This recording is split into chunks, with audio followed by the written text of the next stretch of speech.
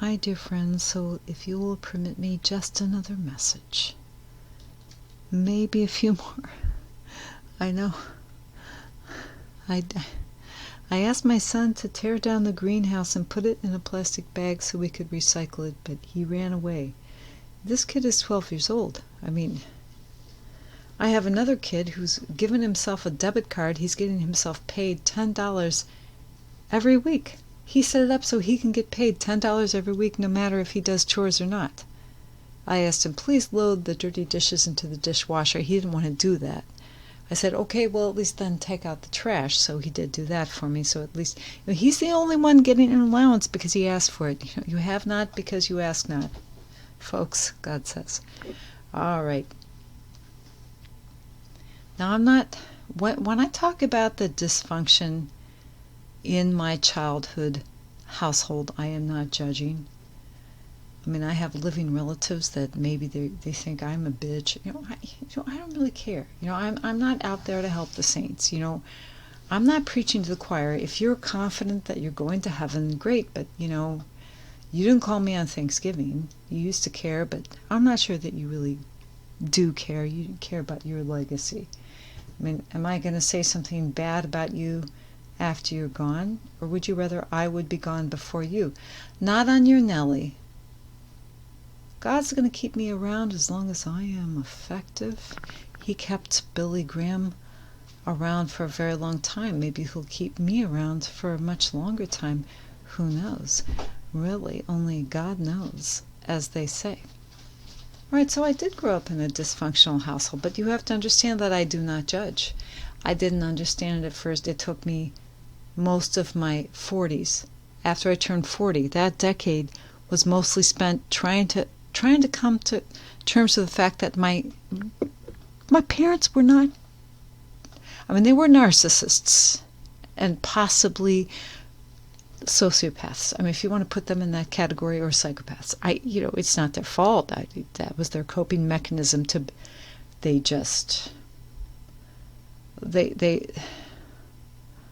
it was very convoluted and weird. Because I think in my mother's household, when she was growing up, the father put down the mother. And in my father's household, when he was growing up, the father put down the mother. That was the way it was in the 40s and the 50s.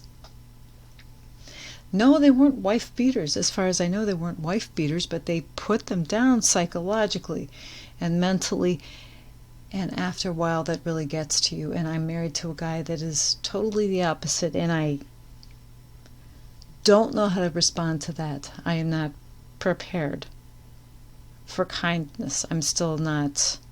I love my husband, but I don't think he understands the gritty place that I came from.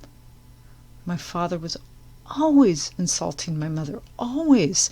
Every day.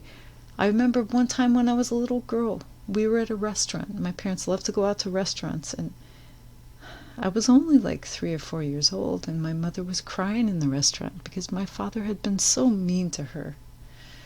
That was his way of propping himself up, by being mean to my mother. She rarely, if ever, let me see her cry again. I'm the kind of person, I don't want to let anybody see me cry. It makes my mascara run, and that doesn't look good. You ever watch those crime shows where it's like a little bit too Jerry Springer here? It's like, okay, you're like, is there mascara on my fingertip? It's like, I don't give a fuck. Let the mascara run down my face. Let it blacken my toenails. I don't give a shit. It's like, why are you so concerned? If you look that great in the first place, you probably wouldn't be on a show like this.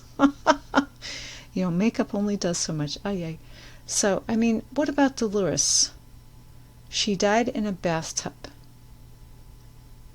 They say from just inadvertent intoxication, but she was in her PJs. She knew she would be found. She didn't want to be found naked. She was dressed and ready